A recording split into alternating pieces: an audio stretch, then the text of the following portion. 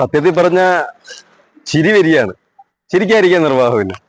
എന്തോ ഇത്, ഭരിക്കാൻ ഭൂരിപക്ഷം കിട്ടി, ഇത്രയും സീറ്റ് കിട്ടിയിട്ടും നേടിയിട്ടും 9 ദിവസം കഴിഞ്ഞിട്ടും ഇന്ന് വരെ അവർക്ക് ഒരു അണ്ണനെ തിരഞ്ഞെടുക്കാൻ കഴിഞ്ഞില്ല. എന്തോരടി ചെയ്ത്, എന്തൊക്കെ ഇത് നടക്കുന്നത്? ഇതൊരു നല്ലൊരു പ്രവണതയല്ല. ഇത് നാണമാണ്, ലജ്ഞയില്ലേ ഇത്? ഇതിപ്പോ സംഭവിക്കാൻ പോകുന്നത് ഇവരാരും അല്ലാത്ത ആർക്കെങ്കിലും ആയിരിക്കും ഇപ്പൊ ഞെറുക്ക് വീഴാൻ പോകുന്നത്. കാര്യം വെച്ചാൽ അങ്ങ് ഡൽഹിയിൽ നിന്ന് വിളിക്കുമല്ലോ, അവര് പറയണമല്ലോ കാര്യങ്ങള്. രാഹുൽ ഗാന്ധിയും പ്രിയങ്ക ഗാന്ധിയും സോണിയാഗാന്ധിയും ഒക്കെ തീരുമാനിക്കും ഇനിയിപ്പോ എന്ത് വേണമെന്ന്. കാരണം വെച്ചാൽ അവർക്ക് മനസ്സിലായി ഇവിടെ ഇച്ചിരി പ്രശ്നങ്ങളെ ഇത് വലുതായിട്ട് നീണ്ടു നിൽക്കത്തില്ല, മിക്ക റീ എലക്ഷൻ ഇവിടെ വേണ്ടി വരും ഈ കണക്കിന് പോയാ. ഇത് വൻ ദുരന്തമായിട്ട് ഇത് ഇപ്പൊ അവർക്ക് ദൈവം ഒരു അറിഞ്ഞൊരിത് കൊടുത്തു, അറിഞ്ഞൊരു കൊടുത്തു. പക്ഷെ അവരിങ്ങനെ കിടന്ന് വെറുതെ നാണക്കേടല്ലേ ഇത്? ഇന്ന് നാഥനില്ല, കളരി പോലെ കേരളത്തെ ആക്കി. ഇത് ആരും ഇല്ലെങ്കിൽ പറഞ്ഞാൽ മതി, നമുക്ക് ബുദ്ധിമുട്ടൊന്നും ഇല്ല, നമുക്കും അറിയാം ഭരിക്കാൻ എങ്ങനെയൊക്കെയാണെന്ന്. നിങ്ങളാരും കാര്യം നിങ്ങളൊക്കെ വിചാരിക്കുന്ന ഇവിടെ പണ്ട് ഞാൻ വിചാരിച്ചിരുന്നു മന്ത്രി എന്നൊക്കെ പറഞ്ഞ വലിയ സംഭവമാണ്, ഇത് വലിയ ഇതുള്ളവർക്കേ പറ്റത്തുള്ളൂ. പക്ഷെ ഇപ്പോഴല്ലേ നമുക്ക് മനസ്സിലായ 4ാം ക്ലാസ്സും ഗുസ്തി ഉള്ളവനും അതും ഇല്ലാത്തവനും ഇവിടെ ഭരിക്കാം. കാരണം എന്താ വെച്ചാൽ ഭരിപ്പിക്കുന്ന തലപ്പത്തിരിക്കുന്ന കഷ്ടപ്പെട്ട് ഉറക്കം ഒഴിഞ്ഞ് ഒരുപാട് കഷ്ടപ്പെട്ട് പഠിച്ച ഉഗ്രൻ നല്ല കഴിവുറ്റ വ്യക്തികളാണ് ഈ അണ്ണന്മാരെയൊക്കെ ഭരിപ്പിക്കുന്നുള്ളത് നമുക്കറിയാം, ഇപ്പൊ മനസ്സിലാവും. അതുകൊണ്ട് ഞാൻ പറയാണ്, എനിക്കും വലിയ ഇതൊന്നും ഇല്ല. പക്ഷെ നിങ്ങൾക്ക് എല്ലാവർക്കും ബുദ്ധിമുട്ടാണെങ്കിൽ, നിങ്ങൾക്ക് എല്ലാവർക്കും വിഷമമാണെങ്കിൽ നമ്മളത് നോക്കാം, അതേ എനിക്ക് പറയാൻ പറ്റുള്ളൂ. അല്ലെങ്കിൽ ഇവിടെ സമൂഹത്ത് ഒരുപാട് പേര് കിടപ്പുണ്ട്, ആരെ വിളിച്ചാലും വരും.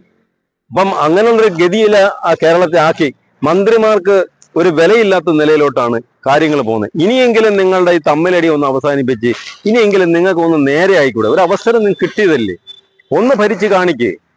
ആരെങ്കിലും ഒന്ന് താന്നു കൊടുക്ക്, ഒന്ന് താന്നു മാറ്, അതല്ലേ വേണ്ടുന്നത്?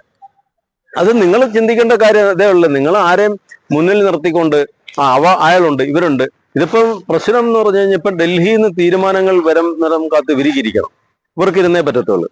ഇപ്പം വേറൊരു രസം എന്ന് പറഞ്ഞു കഴിഞ്ഞാൽ വേറൊരു വിവാഹം ഇവിടെ എല്ലാം കച്ചകെട്ടി എല്ലാം പ്ലാൻ ചെയ്ത് എല്ലാ രീതിയിലും പൂട്ടും തുറന്നു വെച്ചുകൊണ്ടിരിക്കുക.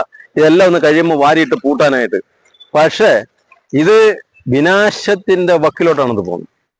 ഈ രാഷ്ട്രീയം ഇവിടെ മന്ത്രിസഭ രൂപീകരിച്ച് ഇവരുടെ ഭരണം തുടങ്ങുമ്പോൾ ഇവിടെ വിഷയങ്ങൾ ഓരോന്നോരോന്നായിട്ട് ഇവർക്ക് ഭരിക്കാൻ പറ്റാതെ പോകും.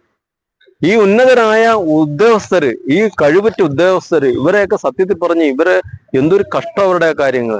അവർ ഇത്രയും കഷ്ടപ്പെട്ട് ഉറക്കമൊഴിഞ്ഞ് ഇത്രയൊക്കെ പഠിച്ച് വന്നിട്ട് അവർക്ക് നേരെ ചൊവ്വിന് ആ ജോലി ചെയ്യാൻ പോലും അവർക്ക് കഴിയുന്നില്ല. ഇവരെയും കാത്തിരിക്കേണ്ട ഒരു ഗതി അവർക്ക് വന്നിരിക്കുന്നത്. എന്താ ഇതൊക്കെ ഇങ്ങനെ?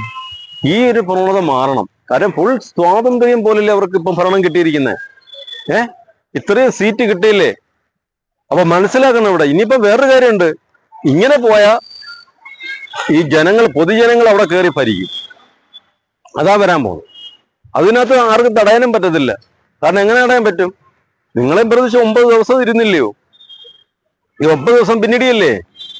അപ്പൊ ഒരു തീരുമാനം നിങ്ങൾ സ്വയം ഇതൊരു ഉപദേശമായിട്ടൊന്നും നിങ്ങൾ കാണണ്ട. പക്ഷെ എൻ്റെ ഒരു മനസ്സിലുള്ള കാര്യം പറയാണ്, ഈശ്വരൻ നിങ്ങൾക്ക് തന്ന ഒരു അവസരമാണ്.